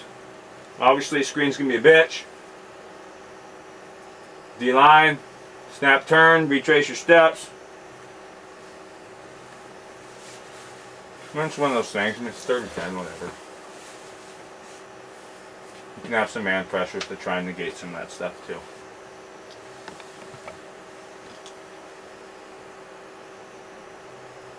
Okay, let's look at face mask ear hole. Because, and again, this is, this was the first time we felt like we were getting pretty good at this. This was 4 years ago, you know what I mean? And now, we're just, the more you do something, the better and better you get at it, okay? This is basically storm. I mean, that's all it is. We're in a 3-4, but it doesn't matter. We took that guy, moved him up on the line. I mean, you're in storm. He should be reading the guard. He should be reading the tackle, okay? Now, let's see what we're going to get. Okay. I'm not even sure we're going in the right place. We may or may not be, I'm not sure. But to me, okay, I guess it's kind of hard to see who, what. Okay, so they're giving us face mask, right? But we should have been doing what? Going under. Does that make sense? Okay, and I think what happened, I don't know if we were going to the wrong guys initially, but both guys stayed outside. I don't remember, PT, do you remember how we taught it? We may have done it more like snake, where this, I think that's how we did it. This guy was always in the B gap, the end. This guy, that is how we did it. That's how we did it, okay. Yeah. That He guy would was duck always in into the the B A gap, gap. no matter what. Okay, and we weren't teaching face mask or all at that time to him. But he was always in the B gap. This guy, if he fanned, would wrap into A. If he blocked down, he would come off his ass. That's how we did it. That's what it was different than how we played Storm. So that's basically why you see two guys in the same place. At that time, that linebacker with the guy out should have just wrapped into the A gap. That's it. PT played linebacker for us.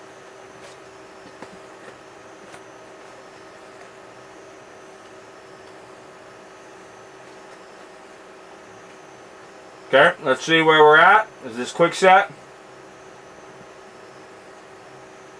1, 2, 3. Well, it's pretty quick. Short ass quick 5. Okay, where should I be? Middle field, 5 yards deep. Yes? Where should I be? 2 yards outside the hash. Okay, 5 yards deep. 2 yards outside the hash, 5 yards deep. They want to throw it to him? Who cares? We don't care, right? You can throw a 2-yard route. Hell, it's second and it's third and 10, right? Force him to get the ball out quick. No problem. Tackle him. Number 2 player's outside in. Number 3 player inside out. Always, yes? Stay to your side, leverage the ball. You 3 bracket the ball back and forth to each other.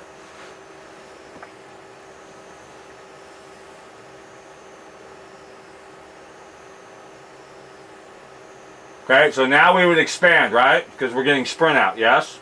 Now we don't have to necessarily run. See them expand too, expand. You see them sliding out, right? Corners, I don't have to say shit. Now, I don't know if I brought up the China call. I brought it up before. We would still make a China call in this coverage. Okay, we still would. So, if we got a 5-step drop and you got smashed, we would make a China call and get them off. Okay, because that's typically the front side of a route, or that's the hot side. So, well, we need to cover down on that.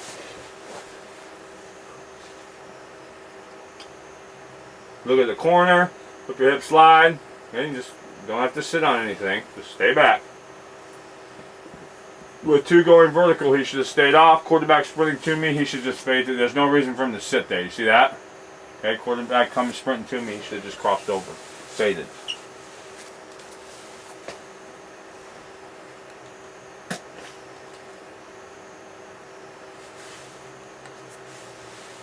Why can he take this guy man to man? Down on this next one, because 2's not a vertical threat, right? 2 stays. Well, I don't care that he boots out. That's not a big deal. Okay, as he starts this crossover, what can he do with his eyes? He can bring him back to his guy. I think he does a good job of seeing them both, but right? Okay, so that's not bad. Okay, now we were more tied into guys. So let's take a look at this guy down here at the bottom. Okay, 2's a tight end, so he may be playing run first, right? All the way. Okay, so once he gets boot, he should what? Think back.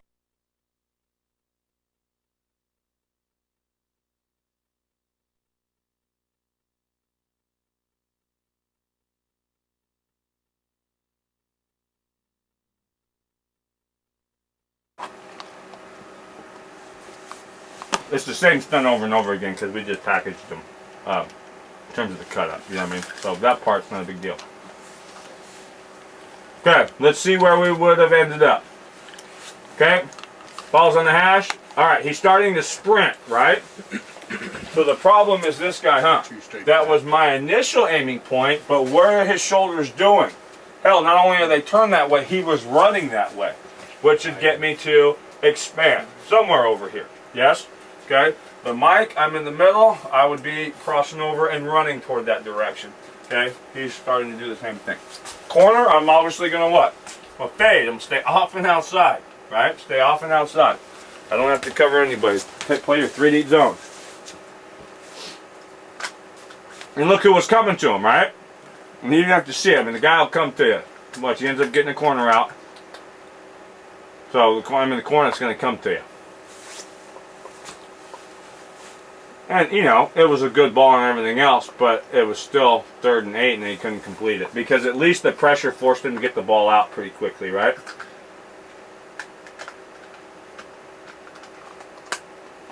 We actually stopped them on 4th down, huh, PT? So much for a second round game, beating 55-6. That receiver on top. You guys are Pac-10 guys. Nelson was on. Yeah. You guys know who he is? The kid that plays at UCLA? That 6'6" receiver. Sure, that All-American track guy. Yeah, he was lazy as shit in high school. I don't know how he is now. Alright. Here we go.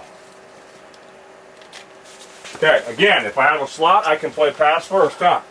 Okay? So, on play action, here's the key, too. On play action, you treat that like deep routes. Because nobody's going to play action and throw short. Unless it's boot or wing T or whatever. Who cares? You'll still play come back down. Okay, so you play from the top down. So play action, you treat like pass. Why could these guys back out? Hell, they don't even need to know if it was run or pass out there. Okay, you got your receipt. Your number 2 is a slot. He is a pass first guy.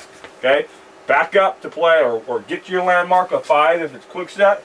Back up to 10 to 12. Okay, so right now he's pretty close to 10. Right, he's working back pretty close to 10. He needs to get more depth. He obviously read hi-hat and saw it. Okay. And from there, either the pressure's got to stick, or we've got to be able to defend both. Because even though they're switching, it's still 2 verticals. So let's see how we do here. Well, they're going to get sacked. All right. But let's assume that he was looking that way. What should he be doing? Squeezing the number 2. What would he be doing? Fading. Why? Because the free safety would be working that way. Or vice versa. Okay? Do you have a word for when the free safety's doing that? Or Melt. No. Okay. But again, take a look at how we play the corners. It allows them to be fairly aggressive against the quick game if you throw it. Because look how, and these guys were not fast. The guys that we were playing against could run. Okay, our corners were not fast guys at all. Okay, but look at how comfortable they are. Skip, skip, skip, skip. Because you're already in a running position. You know what I mean? So, and you're only giving them so long to throw the ball. It's not like he's going to hold it and throw it 60 yards.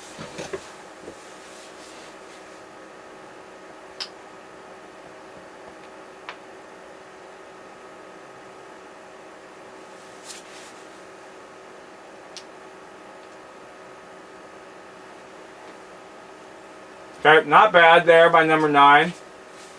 And hell, even at that point, not even hitting anybody, so. I mean, even in terms of how we were talking seam curl flat at that time, he's still not even hitting him. Because he's seeing one go out, okay? Again, don't get influenced by route combinations. Be where you got to be and shrink and expand. The other shit will take care of itself. He needs to get moving, right? Especially, and here's what the difference would have been. On the snap, this guy would have been flying laterally, okay? And then he'd see the release and everything else, and he'd be working to get to the middle of the field, okay, at 10 to 12. Let's see where that would put us if we were matched up in terms of the routes. Okay, well, I'd be here, make him throw out here, yes, make him throw outside, okay, and obviously we'd be fine in the middle and everything else, okay. This guy's shrinking on the backside.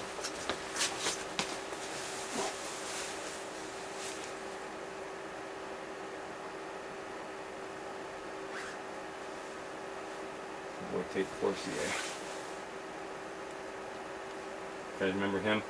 The kid that played at Michigan and is now at, where did he go? Miami.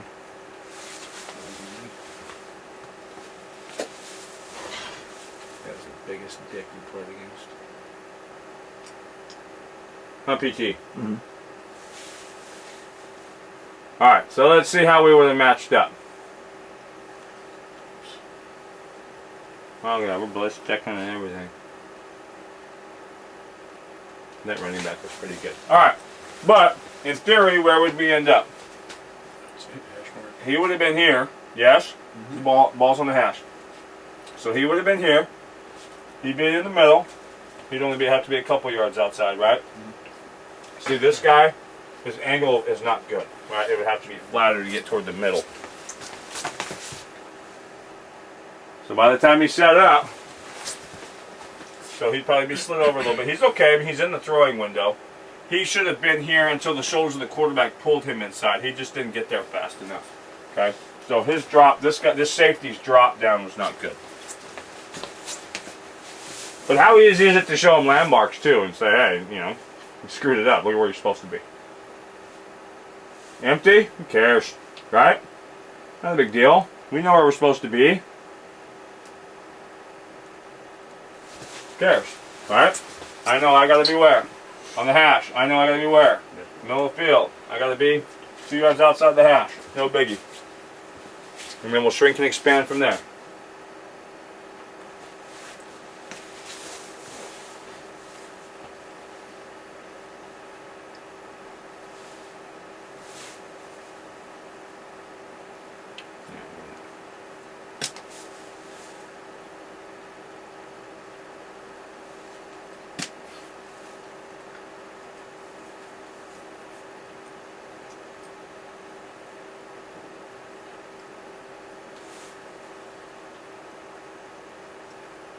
Oh, baby.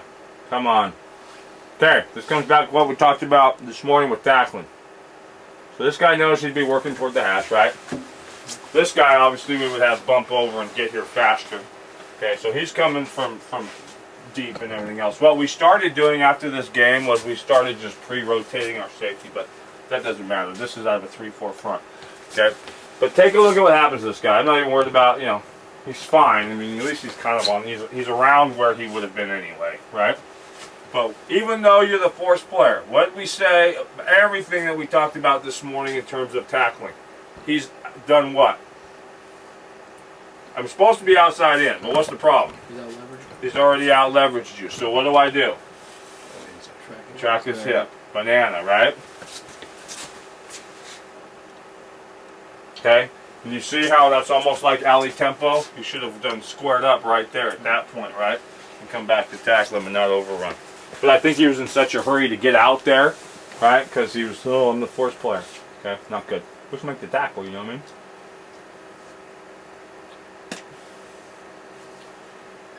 Okay, so this would be like running a storm switch kind of stunt. We'll just look at a couple more.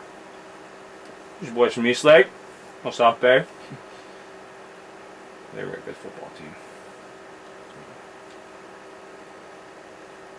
Alright, so let's see where we would be. Oh, you know what? I think we're in A, maybe? Well, in theory, I think we're in man free, but it doesn't matter. Here's where, in theory, we would end up. Okay, I would be on the hash. We are in man free. But he would be in the middle. He would just be outside the hash until they sprinted away, and we'd start to move that way.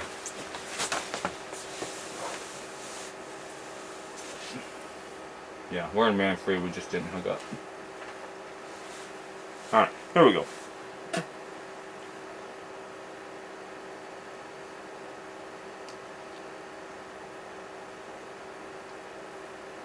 Alright, that again, part of the problem we talked about, we worked all week to him. jamming the point guy, and then basically dropping straight back over the top of where he was. But like everything else, it's difficult to put your kids in this situation and then say, no, you've got to go right back to here. So, fire zone, not going to jam any bunches. Okay, get to where you're supposed to be. I would have been on the hash. I would have been in the middle. I would have been right there. We'd be fine.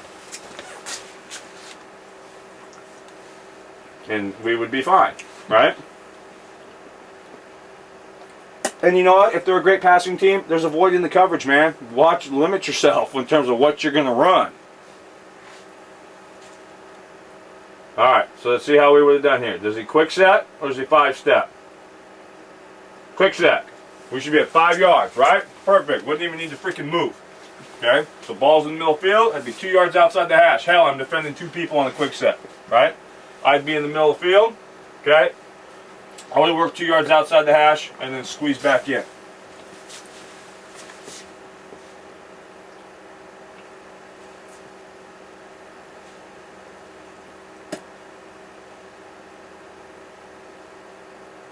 All right, let's see how we do here.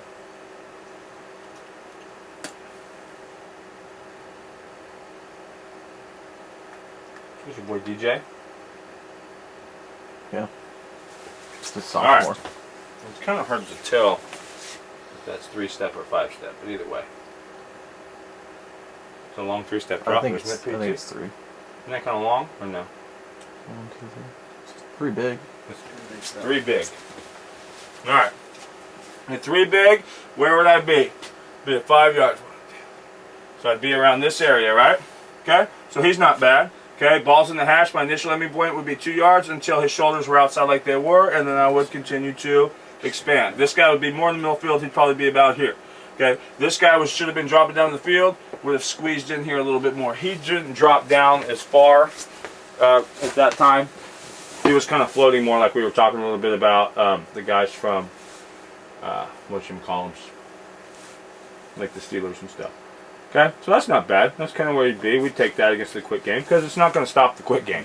Okay, if they throw quick, they may catch it. But if they throw hot to 2, we want to tackle his ass, right? Okay, we better be there. All right, couple more, then we'll get into 400 2 deep.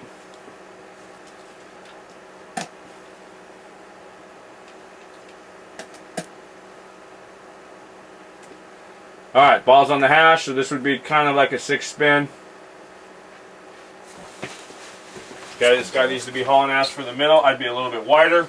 Okay, we're okay here. Expand, expand, expand, expand. Our DN screwed up the contain.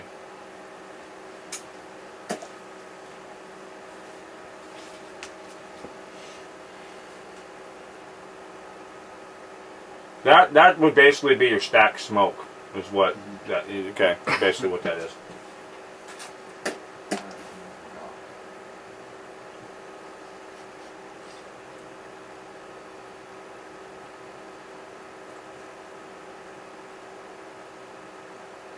Okay, not bad. Hot 2 into the boundary. Okay, well I'm still gonna line up on 2, but I know what. That my aiming point is 2 yards outside the hash into the boundary. Yes? And I need to cover whoever is 2 or becomes 2 on the quick set. That's a shitty drop. But assuming that's where we'd be, okay, I would be in this region here, right? Who's 2 or whoever becomes 2 on the quick set is where I'd be. Okay? This guy would be a little bit wider initially and then work himself inside. Okay, but again, it's just an aiming point. Corner down here at the bottom, looks like he has 3x1. He can man that guy.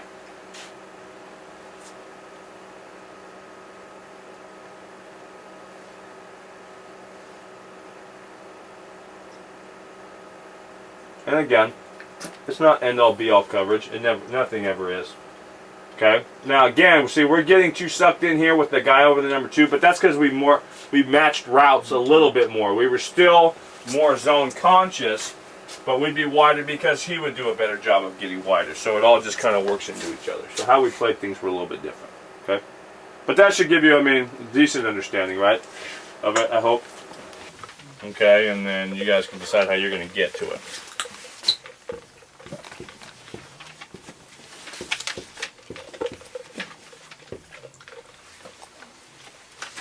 Hold on, turn that off. Okay.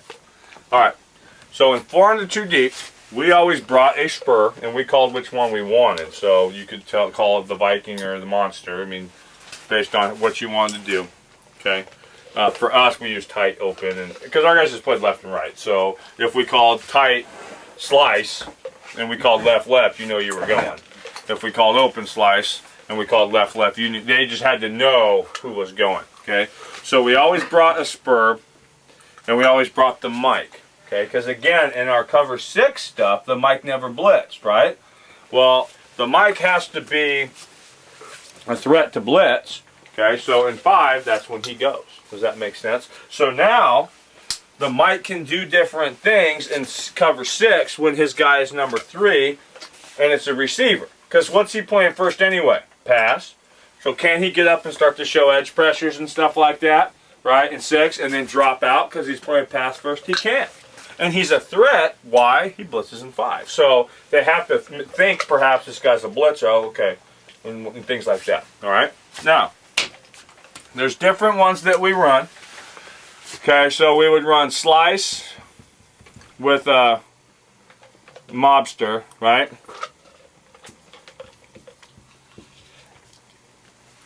Yes, we would run slice with a mobster. We run slice with a missile. And slice with an axe. Nah, but we didn't start with those. Are the first 2 basic ones, right? Okay. These are the 2 basic ones. And we could switch any of this. And then again, problem, yeah, you can start to get as creative as you want to. You just have to know where you're kind of weak. Okay? Corners. Squat jam. Okay? Squat jam. You guys play cover 2? Yes. Teach him to sink back? Or just sit in the flat? Jam, bump, funnel, drift. Drift back. Bump, funnel, drift, yeah. Okay. Bump, funnel, drift. Check for 2. Check for 2. No threat in the flat, then drift back. So if 2 goes to the flat, they take him? Yeah. Okay, well then you don't have to change anything. I got it. Okay, you don't have to change a damn thing. Alright? 2 comes to the flat, I got it. Okay? Okay, so I'm out there. Now, these guys are blitzing, right? For us, those 5 guys are in the pressure. Okay? So what we need is the 4 under part. Okay? So these guys are going to relate to 2 on your side or 3 on the other side. On the other side. Okay? You can call it 2 and 4 if you want to. Alright? So here's what that means. When the ball snapped,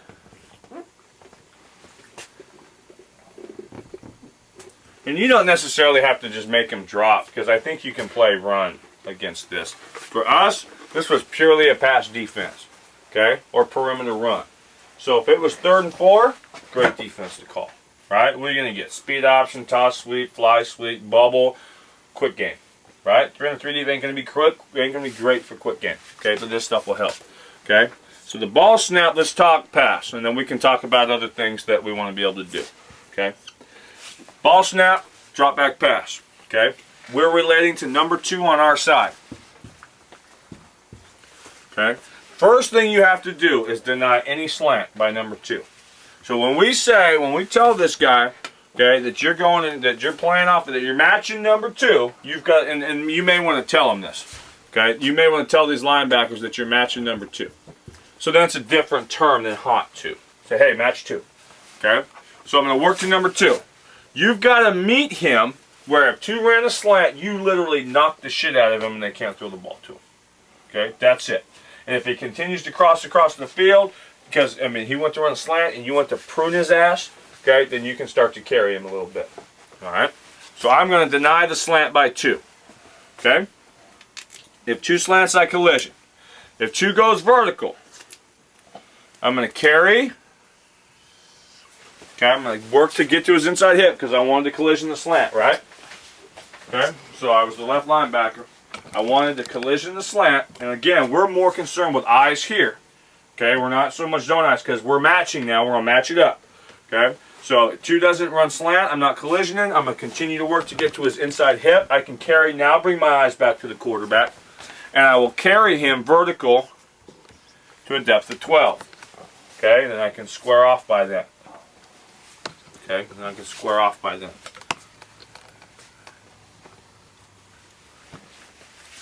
If 2 goes out, I'm yelling out, out, out to who? Corner. Let him know it's coming. And I am immediately working to number 1 coming back in. Okay? You two basically work to bracket those 2. That's it. I'm playing the outside. I'm playing the inside. Okay? We're both in theory jamming our shoulders, right? And then we'll trade anything else. Okay? And you have a half over the top. All right?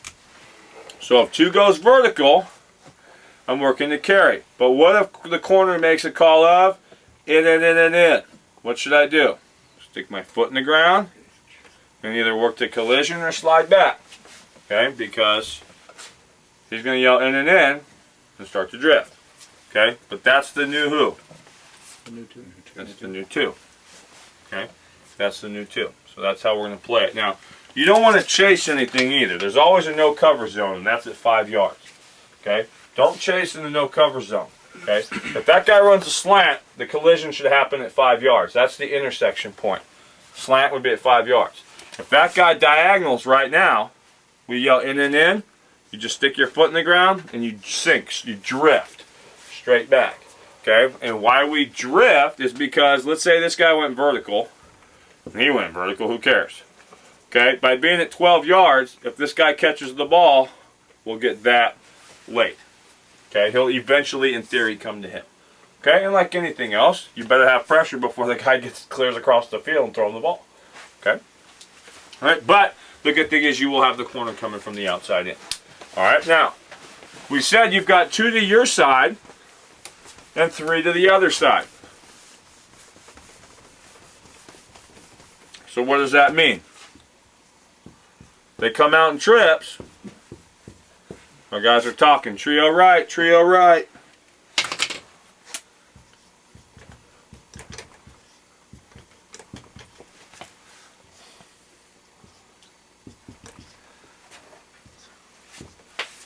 Okay.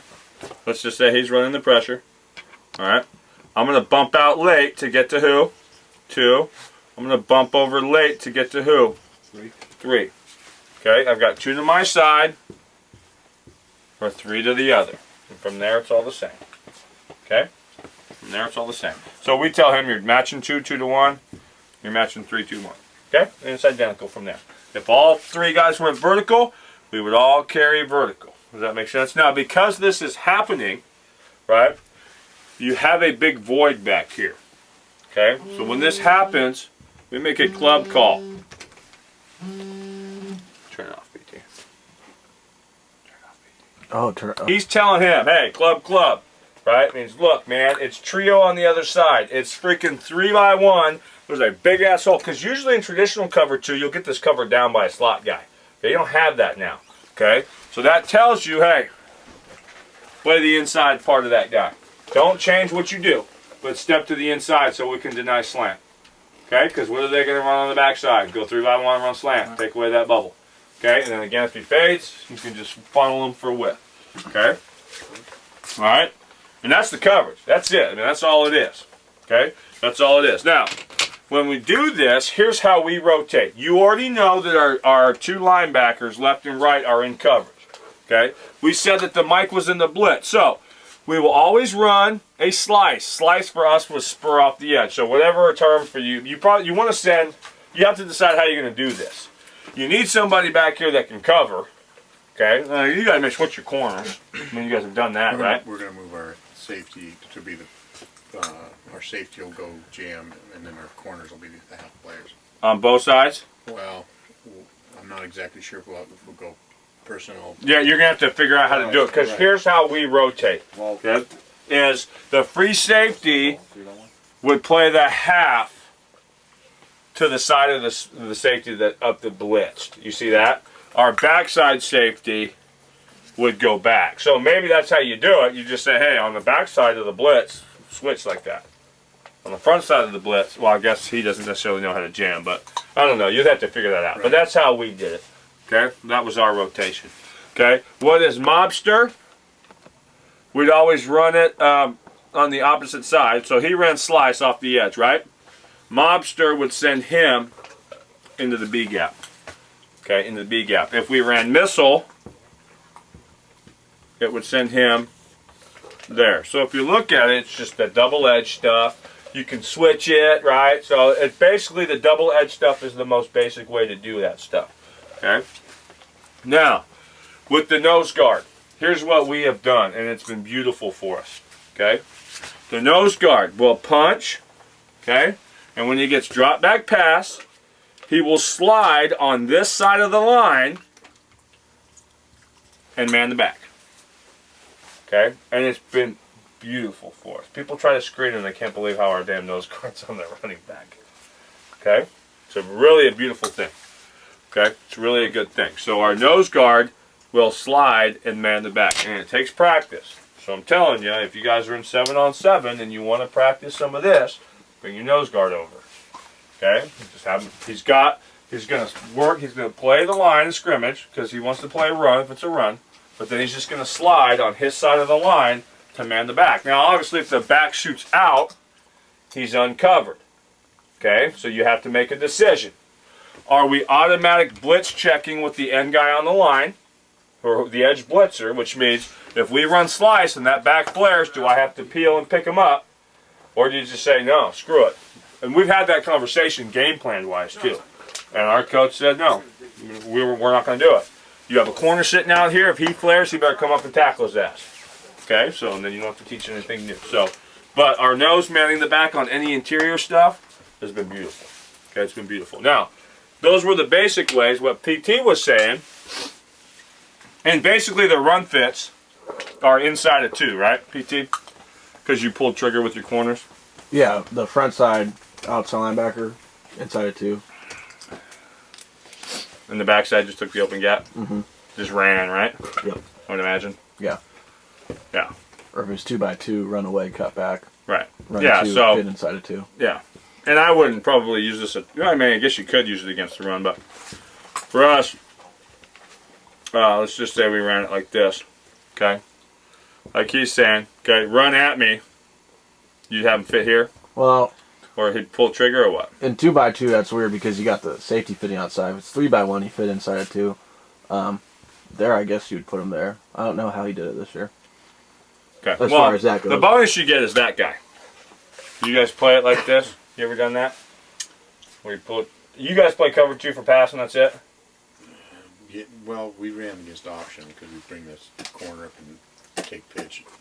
When we ran against the spread guys, and he runs spread option. Right. Okay. And sometimes, like our personnel, I mean, sometimes like we'll bring an extra lineman, so it'll turn into more of a well, no, that's bad. Yeah, we'll bring in a lineman or block a linebacker up, so it's almost like a 4-2, and the safeties. Then we have 2 over the top, the corners are jam and funnel in, and then our two safeties are kind of. It's almost like a 4-4, I guess I would say. Mm-hmm. Sometimes we go into that where the corners are jam and funnel in. Then we have those 2 guys inside. Our walk-up safeties are kind of more playing the pass. We have a nickel guy coming in. Right. So we exchange a backer for a DB. So sometimes we can do it. We've done it a lot of different ways. Right. Okay. All right. But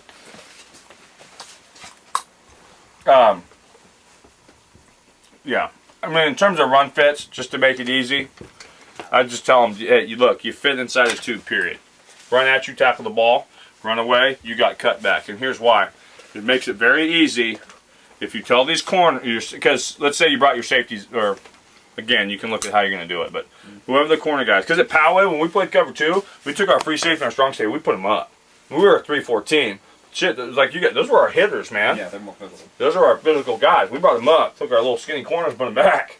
And our corners got a bunch of picks, and our safeties got made a bunch of plays against the run. And it was great. Okay, but here's what we told. Here was their rule. Okay, and this was any time at cover 2. If I got low hat run, we keyed the end man on the line. That's why we were backed up at 5 yards. We keyed the end man on the line. If that guy gave us low hat, and I had the back coming at me, I would pull trigger. I'd run rip and lean, and I'd go through the inside peck of that guy. It's like Bill was showing those Viking cut-ups yesterday of the corner doing that same thing. Same thing. Yeah. If I got low hat run, but the back was going away, I would near foot because I was playing boot coming back. Because if they booted back, hell, you don't need a jam. If they boot back, just get your ass under the comeback. That guy's gonna run a comeback route. He ain't gonna run vertical. Got too far to go. By the time that guy fakes there and boots back, he ain't going vertical. He may run an out and up, but shit, by the time that happens, your safety's over the top of it anyway. Okay? So we would near foot. If it was boot, I'd turn and run back out underneath the comeback. If it was run, okay, then I'd cut back behind the line. But we're just triggering to the ball that way. Okay? Alright? So that was our rule, and it would be vice versa. If we got hi-hat pass, squat check. And that was it. Okay? But by doing this, and here's what we did with our safeties. Okay? If it was, we're working deep, right? If he's showing run, you're playing play action. Once the ball's handed, if it's handed inside, fit to his outside pec. If it was an outside run, plant, run at the corner. Remember stack force on cloud? You did the exact same thing. You run right at the corner. If that corner stays outside the ball, you go inside. That corner somehow got picked off and it bounced laterally, overlap, stack force. That's exactly how we played it. And basically just turned into a gap exchange with the corner and the spur. Okay? So that was the gist of 4 and a 2 deep. Okay? It was almost always a balanced pressure on both sides with the Mike and then one of the Viking or monsters. Okay? Our nose guard was man on the back. Now, this is something that we talked about doing. We never did it at Fallbrook, but it sounds like they did it at La Costa. Was they unbalanced the pressure. Okay?